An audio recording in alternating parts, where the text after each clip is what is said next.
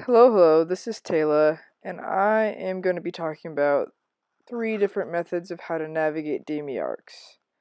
Alright, so one of them, which I cannot find any data on the internet or any reference in the books, is how to use GPS to fly a DME arc. Now, a little bit of a non-standard thing because DME arcs are used in reference to a ground-based navigation, a VOR. And so it makes more sense usually to just use the VOR off the bat throughout the whole DME arc because it's going to usually be on the final approach course having to switch back to the VOR anyways. So if you notice on our screen, we're flying outbound, and this is the approach into Jocelyn Field, Twin Falls, the VOR DME runway 8 approach. And so if you notice, we're turning about 0.5 miles before we get to this fix called the Walil.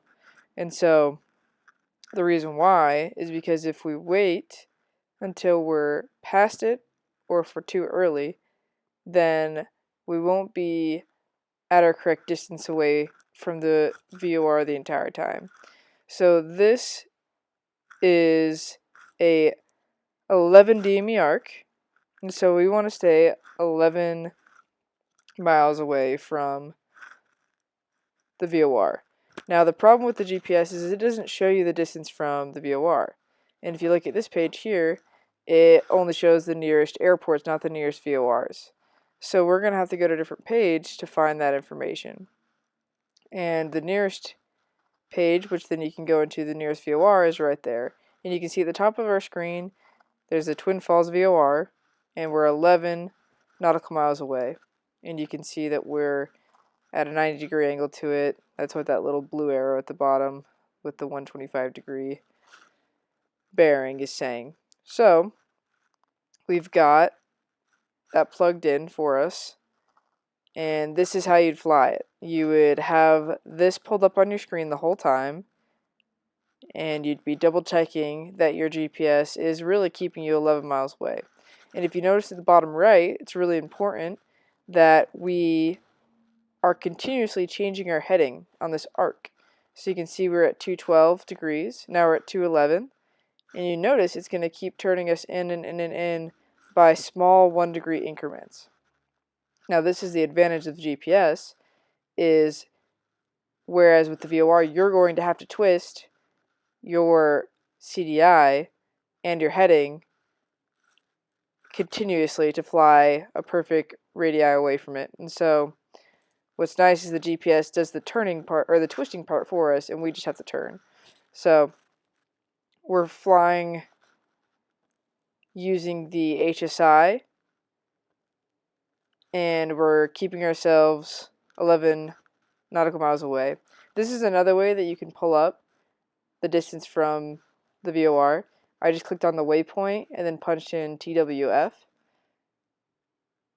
Whereas in this case, the airport and the VOR are actually the exact same distance away, which is pretty non-standard. Usually the VOR isn't always perfectly in the middle of the airport. And so that's why, as a common mistake, is people pull up the nearest airport page to use the distance for the DME arc, which isn't correct. We want to use the navigational tool that we are navigating from, which is the Twin Falls VOR, not the airport. So we'd keep this page up, and we'd keep turning, and I can't show you an HSI in correlation to this. And so down here in the nav page, this is the closest I can get. So we have the purple line right there in the middle of the screen with the white triangle, and that's showing our heading is exactly on our line, and we're tracking our course. And right now we're on the 196-degree track. And then you can see that on the map. Now, you wouldn't want to just keep the map on because people get too dependent on the map for, especially if you're using GPS and doing a DME arc. The DPE, or it's good habit to actually double check that the GPS is doing it correctly and it is actually keeping you 11 nautical miles away from the station. And as we get closer and closer, we're now You can see in the bottom right, it's going to have us turn a great deal to almost about 80 degrees, and that's going to be our final approach course. And you can see that happening now. We are turning to our final approach course, and what's really important is this is a VOR approach, not a GPS approach. And so we need to switch over from GPS to VOR in order to finish tracking in the rest of this course. I won't be talking much about how to shoot an approach today, that'll be later on though. So this is the method of using GPS and the nearest VOR page to track a DME arc. Now I'll kind of highlight the next method, which is an RMI. I can't show it super well, but do the best I can. So at the top of the screen here we have an HSI, and you can see there's that blue arrow, which is considered a bearing pointer. So it's pointing 90 degrees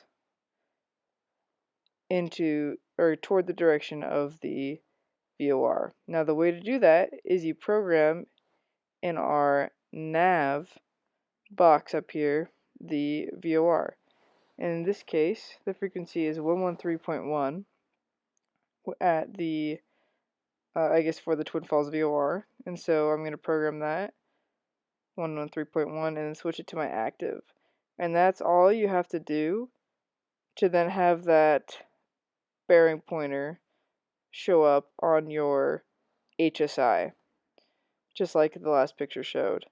And so all you'd be doing is trying to keep that bearing pointer pointed 90 degrees towards the VOR, because that's showing you that you're staying perpendicular to the VOR the whole time. So you can see right now we're actually tracking away from the Twin Falls VOR. We need to go 11 miles out first, or I guess 10 and a half, and then we'll turn and we'll stay 11 miles out, and we'll be watching our bearing pointer, and I'll pull that up as we get closer. So here we are, almost to about half a mile from Walil again, and we're going to start our turn. And then as we turn, I'm going to show the bearing pointer, and that is switching from pointing directly behind us to a 90-degree angle pointed at the VOR.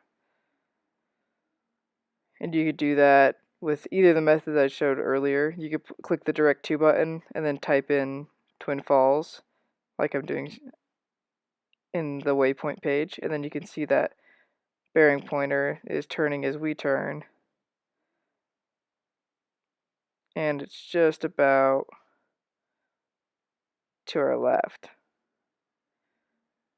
And so now we know that we're staying perpendicular to it. We know that we're 11 nautical miles away, and if we kept that bearing pointer pointed 90 degrees to our left, then we know that we're actually maintaining that arc the whole time. So this is the other method.